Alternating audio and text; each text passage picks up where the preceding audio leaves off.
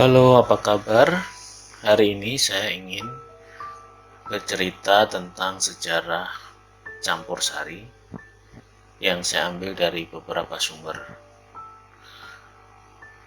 Ya, kenapa saya tertarik mengangkat ini? Karena banyak konten saya yang berkaitan dengan campur sari, terutama ketika berbicara tentang Didi Kempot. Jadi mungkin di konten channel lain sudah pernah dibahas, tapi saya ingin membahasnya menurut sudut pandang yang saya dapat. Jadi campur sari itu menurut website jogja.tribunnews itu merupakan perpaduan instrumen gamelan dengan instrumen barat, termasuk diantaranya berkaitan dengan tangga nada pentatonis dan diatonis. Ini kita bisa temukan tulisan ini di semacam jurnal oleh seorang peneliti dari ISI Jogja yang bernama Tri Laksono dengan judul jurnalnya Perspektif Historis Campur Sari dan Campur Sari ala Mantus. Mantus ini adalah salah satu tokoh campur sari juga yang mungkin nanti akan saya bahas. Istilah campur sari sendiri yang saya dapat dari jeda.id itu adalah campuran beberapa musik kontemporer yang ada di Indonesia. Tujuannya pada saat itu adalah agar musik jenis ini itu bisa diterima oleh masyarakat yang pada saat itu memang baru mengalami perubahan. Nah, kalau boleh saya sebutkan di sini ada 3 tokoh yang membentuk aliran campur sari di Indonesia. Yang pertama R.M. Samsi, yang kedua Ki Mantos, dan yang ketiga Didi Kempot. Saya akan membahasnya satu persatu. Menurut sejarahnya yang ditulis oleh Joko Wioso di sebuah jurnal Harmonia Pengetahuan Seni dari Universitas Negeri Semarang dengan jurnal yang berjudul Jejak Campur Sari atau The History of Campur Sari pada tahun 2007, dimulai dengan era R.M. Samsi, yaitu pada tahun 1953 campur sari itu pertama kali diperkenalkan di RRI Semarang oleh R.M. Samsi dan kelompok musiknya. Nah, pada saat itu siaran radio ini dilaksanakan pada hari Rabu malam, rutin setiap pukul 9 sampai menjelang dini hari. Ya karena terbatas di RRI Semarang, makanya popularitas mereka itu masih bersifat lokal. Di samping itu juga pada saat tahun itu, sekitar 1953-an, itu belum banyak rumah yang memiliki radio. Jadi tidak setiap rumah memiliki radio. Jadi radio itu menjadi hiburan yang mahal pada saat itu. Di samping itu juga jangkauan frekuensi radio itu masih terbatas, sehingga membuat popularitas campur sari jenis ini itu belum terlalu dikenal oleh masyarakat. Kemudian pada tahun 1978, kelompok musik ini mereka masuk ke dapur rekaman, yaitu di Ira Record Semarang. Tujuannya adalah untuk mengembangkan pasar yang lebih luas. Kemudian pada tahun 1978 sampai 1980 mereka sudah menghasilkan 9 album rekaman. Ya, lagu-lagu yang dibuat waktu itu diantaranya adalah Sumpah Palapa, Lelo Ledung, Yen ing tawang ana lintang, Wingko, Waton Konco, Undi-undi, dan lain-lain. Meskipun mereka sudah mengeluarkan 9 buah album, tetapi mereka tidak mampu bertahan. Bahkan mereka belum dikenal secara luas oleh masyarakat. Salah satu faktornya adalah mereka masih kalah populer dengan karya Kinarto Sabdo. Kinarto Sabdo ini adalah seorang seniman musik sekaligus dalang. Pada saat itu beliau membawakan gending-gending Jawa dan di dalamnya juga ada langgam kreasi.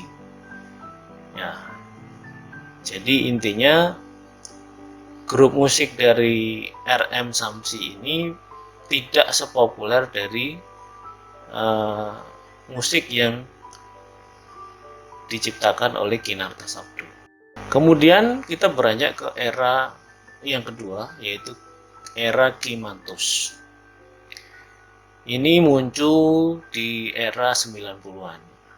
Ki Mantos sendiri nama aslinya adalah Anto Sugiartono. Pada saat itu beliau menggunakan format baru, yaitu lagu pop Jawa dengan ditambah irama gamelan. Di samping itu juga beliau menggabungkan dengan instrumen musik modern, yaitu keyboard, bass elektrik, dan gitar. Karya musiknya itu berupa langgam Jawa, keroncong, hingga dangdut. Kemudian ternyata apa yang beliau lakukan itu meraih kesuksesan yang besar. Contohnya karya yang terkenal adalah lagu Geduk yang dinyanyikan oleh Nur Afni Octavia dan lagu Kangen yang dinyanyikan oleh Evi Tamala tahun 1992. Pada tahun 1993, Mantos atau Ki Mantos kembali ke daerah asalnya, yaitu Gunung Kidul, dan membentuk grup musik campursari bernama Campursari Gunung Kidul atau CSGK. Kemudian kembali ke Jakarta membawa grupnya dan menciptakan album pertamanya, itu berjudul Konco Tani dan direkam di Pusaka Record Semarang. Dan di luar dugaan kasetnya laku keras, terjual ribuan buah. Pada album yang kedua jauh lebih besar, yaitu terjual 1 juta kaset. Dan hal ini membuat nama Mantos semakin populer. Bahkan orang bilang genre musik beliau ini dianggap adalah genre musik yang baru, yang bisa disejajarkan dengan genre musik yang lain seperti pop, rock, dan sebagainya.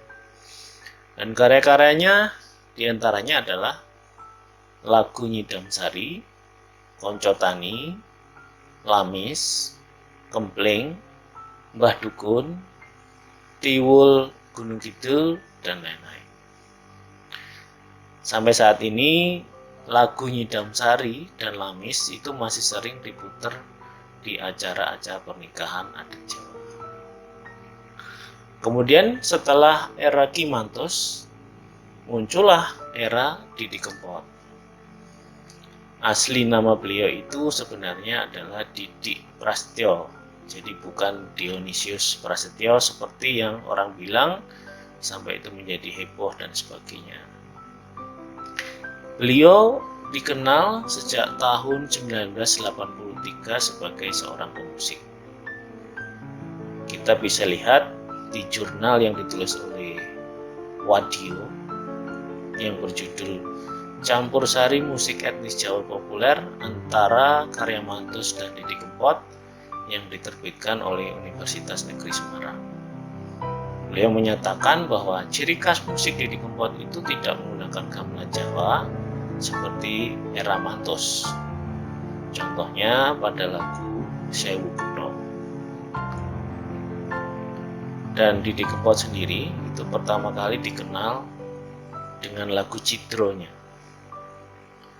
Berlanjut kemudian ke lagu Stasiun Balapan.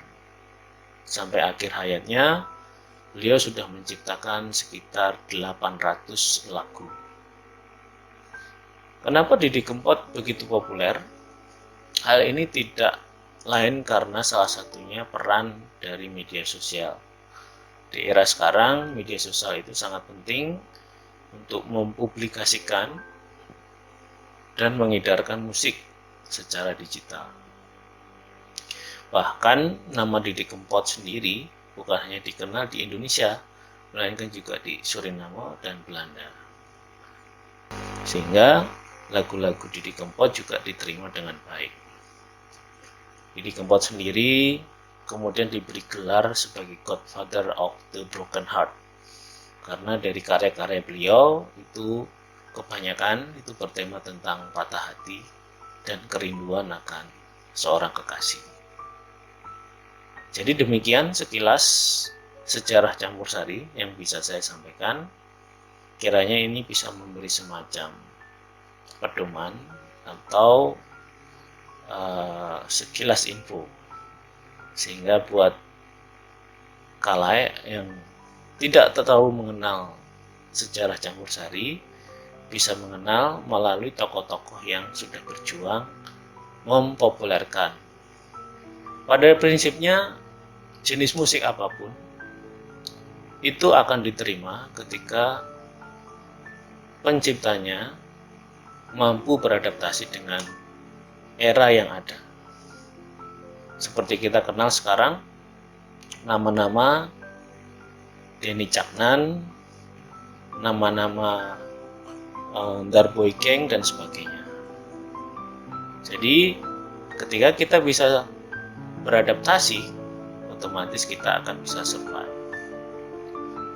Tetap semangat untuk berkarya dan tetap cintai budaya lokal maupun nasional.